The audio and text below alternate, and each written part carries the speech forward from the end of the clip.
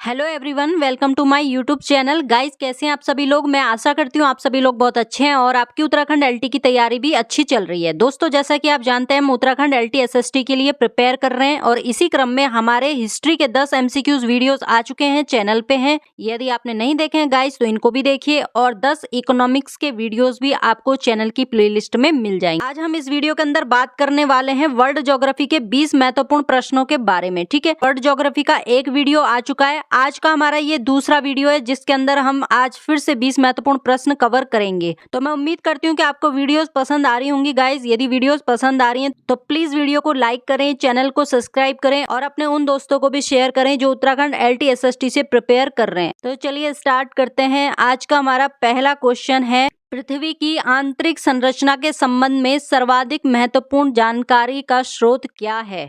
Option है हमारे अप्राकृतिक साधन, भूकंप विज्ञान, ज्वालामुखी क्रिया या फिर प्लेट विवर्तनिकी। तो यहाँ पे हमारा राइट ऑप्शन हो जाएगा बी, भूकंप विज्ञान। ठीक है, पृथ्वी की आंतरिक संरचना के संबंध में सर्वाधिक महत्वपूर्ण जानकारी का जो स्रोत है वो है हमारा भूकंप विज्ञान। पृथ्वी की आंतरिक संरचना की बात करें तो इसमें दो तरह के साधन इसमें यूज किए जाते हैं। एक होते हैं अप्राकृतिक साधन और एक होते हैं दोस्तों प्राकृतिक साधन। ठीक है, अप्राकृतिक साधन की बात करें तो इसमें आपका एक तो आता है घनत्व, एक आता है आपका दबाव और एक आता है आपका तापक्रम। जबकि अप्राकृतिक साधन की यदि हम बात करें तो इसमें आती है हमारी ज्वालामुखी क्रियाएं और हमारा भूकंप विज्ञान। अगला प्रश्न है हमारा, सियाल, सीमा तथा नीफे के रूप में भूगर्भ का विभाजन किसके द्वारा किया गया था। वैन डर ग्रेट, डेली, होम्स या स्वेस। काफी महत्वपूर्ण प्रश्न है दोस्तों ये, और एग्जाम में कई बार ये क्वेश्चंस आते हैं और आए भी हैं। तो इसका राइट ऑप्शन हो जाएगा हमारे यहाँ पर डी, स्वेस। ऑस्ट्रिया के भूवैज्ञानिक थे स्वेस महोदय और इन्होंने एक थ्योरी दी थी जिसके अंतर्गत इन्होंने धरातल के नीचे चट्टानों की 3 परतें होने की बात कही थी कि धरातल के नीचे 3 तरह की चट्टानें पाई जाती हैं और इन परतों का विभाजन इन्होंने रासायनिक संरचना के आधार पर किया था। दोस्तों, 3 परतें थी हमारी, सियाल, सीमा और नीफे। ठीक है, तो इन 3 परतों के बारे में जो बात की थी वो स्वेस महोदय ने की थी। अगला प्रश्न है, पृथ्वी के धरातल से केंद्र की ओर निम्न का सही क्रम क्या होगा। ऑप्शन है हमारे सीमा, सियाल और नीफे। सियाल, सीमा और नीफे के बारे में बात की थी स्वेस महोदय ने, जो कि ऑस्ट्रिया के भूवैज्ञानिक थे। तो डायग्राम के माध्यम से आप यहाँ पे देखिएगा, ये हमारी अर्थ है और अर्थ का जो बाहरी परत है इसको कहा जाता है सियाल। जो सबसे बाहरी परत है इसको कहा था स्वेस महोदय ने सियाल। फिर उसके अंदर जो दूसरी परत है उसको कहा गया था सीमा और जो सबसे अंदर की परत है इसको कहा गया था नीफे। तो यहाँ पे हमारा जो राइट ऑप्शन हो जाएगा वो हो जाएगा बी। पहले आएगा सियाल, फिर आएगा सीमा और फिर आएगा नीफे। अगला प्रश्न है हमारा, निम्नलिखित में से कौन सा कथन सत्य है। सियाल में ग्रेनाइट एवं नीस जैसी चट्टानों की प्रधानता है। सीमा का निर्माण मुख्यतः बेसाल्ट एवं ग्रेबो जैसी चट्टानों से हुआ है। क्रोड में निकेल एवं लोहा जैसे तत्वों की अधिकता है, या फिर उपरोक्त में से सभी। तो दोस्तों यहाँ पे हमारा राइट ऑप्शन हो जाएगा डी, उपरोक्त सभी।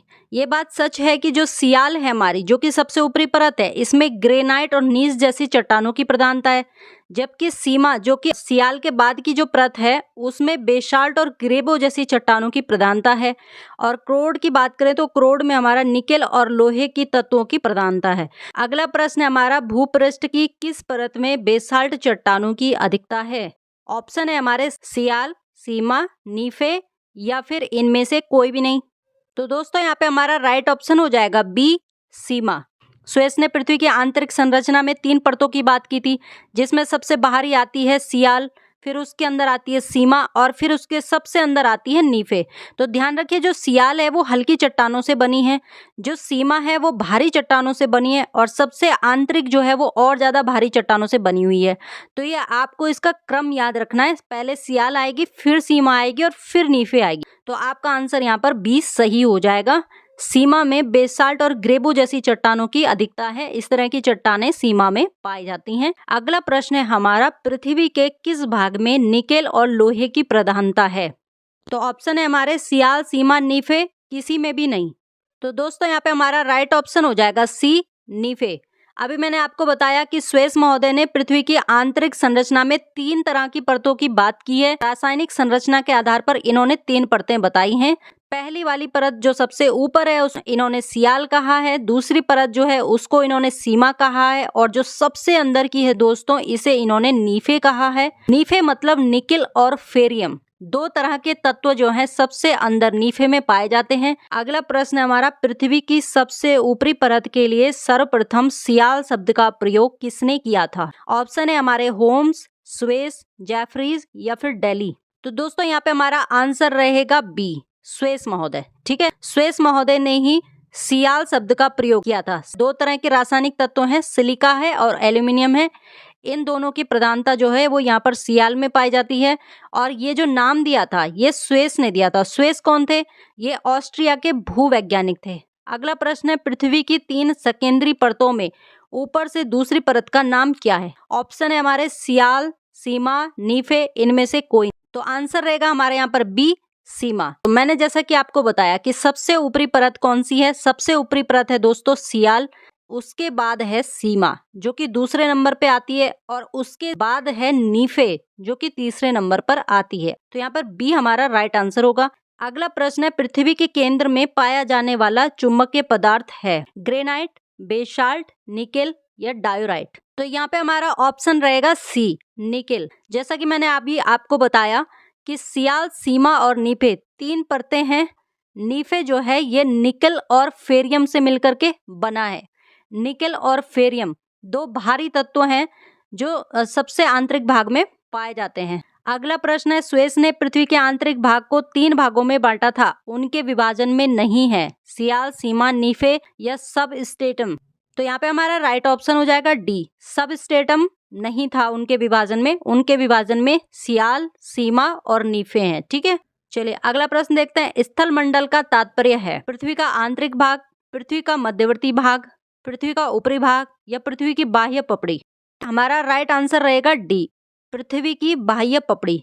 इसे हम इंग्लिश में कहते हैं लिथोस्फीयर। पृथ्वी की संपूर्ण बाह्य परत जिस पर महाद्वीप और महासागर स्थित होते हैं वो स्थल मंडल कहलाती है। अगला प्रश्न हमारा, स्थल मंडल की मोटाई भूकंपीय तरंगों के आधार पर कितनी मापी गई है? 105 किलोमीटर, 100 किलोमीटर, 200 किलोमीटर या फिर 80 किलोमीटर। तो यहाँ पे हमारा राइट ऑप्शन हो जाएगा बी वाला, 100 किलोमीटर। अगला प्रश्न है, निम्न में से किस परत को बैरिस्फीयर कहा जाता है? ऑप्शन है वायुमंडल का सबसे ऊपरी परत, पृथ्वी की सबसे ऊपरी परत, पृथ्वी की सबसे आंतरिक परत या फिर पृथ्वी की मध्यवर्ती परत। तो यहाँ पे हमारा राइट ऑप्शन हो जाएगा सी, पृथ्वी की सबसे आंतरिक परत को ही बैरिस्फीयर कहा जाता है।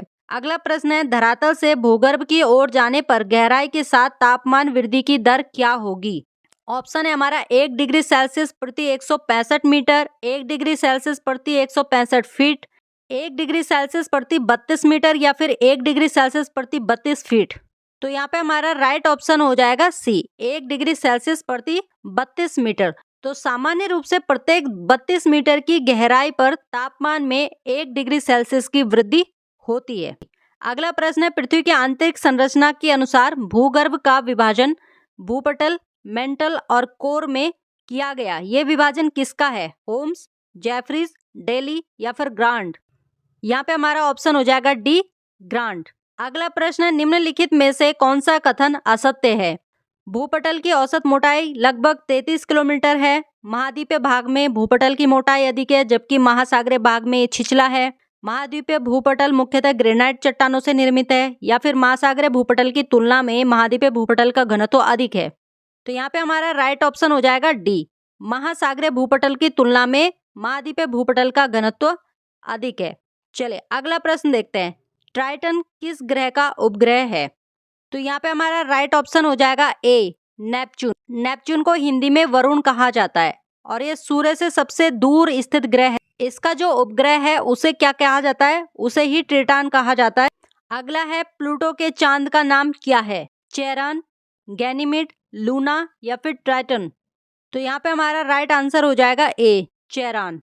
अगला प्रश्न है, उर्सा मेजर अथवा बिग बियर एक प्रकार का है, तारामंडल, नक्षत्र मंडल, ग्रह या फिर उपग्रह। तो यहाँ पे हमारा राइट ऑप्शन हो जाएगा नक्षत्र मंडल। ठीक है, अगला प्रश्न है हमारा, हमारे सौर मंडल के निम्नलिखित में से किस ग्रह का द्रव्यमान न्यूनतम है? वरुण, बृहस्पति, मंगल या फिर बुध? तो दोस्तों हमारे यहाँ पर राइट ऑप्शन हो जाएगा बुध। अब अगर बात करें यहाँ पे द्रव्यमान के अकॉर्डिंग, तो द्रव्यमान के अनुसार ग्रहों का जो क्रम होगा, सबसे ज्यादा जो द्रव्यमान है दोस्तों वो है बृहस्पति का। देन उसके बाद आता है हमारा शनि, फिर आता है वरुण, फिर अरुण, फिर हमारी पृथ्वी आती है, फिर शुक्र, ठीक है, मंगल और सबसे अंत में आता है बुध। तो सबसे ज्यादा जो द्रव्यमान है बृहस्पति का और सबसे कम द्रव्यमान है बुध का। अगला प्रश्न है, सूर्य के सबसे निकटवर्ती 4 ग्रह क्या कहलाते हैं? पार्थिव ग्रह, विशालकाय ग्रह, वामन ग्रह या फिर गैसीय ग्रह? तो यहाँ पे हमारा राइट आंसर हो जाएगा पार्थिव ग्रह। जो सूर्य के सबसे निकटवर्ती 4 ग्रह हैं उनको पार्थिव ग्रह कहा जाता है और इसमें आते हैं आपके बुध आता है, शुक्र आता है, पृथ्वी आती है और मंगल आता है। तो ये जो 4 ग्रह हैं दोस्तों, इन्हीं को पार्थिव ग्रह या टेरेस्ट्रियल या फिर इनर प्लेनेट कहा जाता है।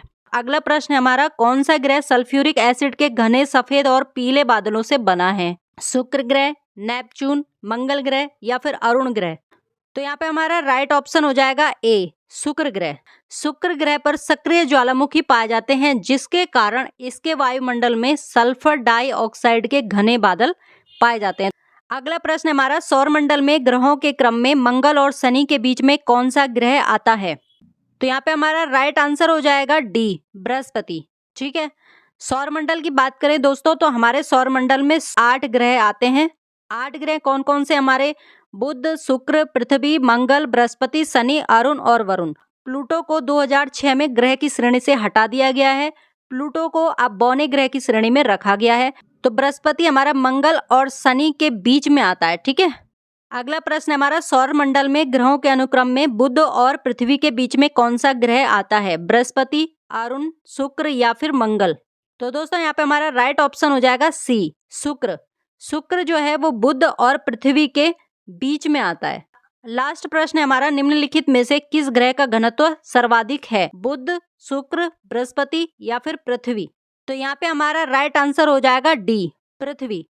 पृथ्वी की बात करें तो पृथ्वी का जो औसत घनत्व है वो 5.5 है। कितना है? 5.5 है और ये क्वेश्चन कई बार एग्जाम में पूछा गया है।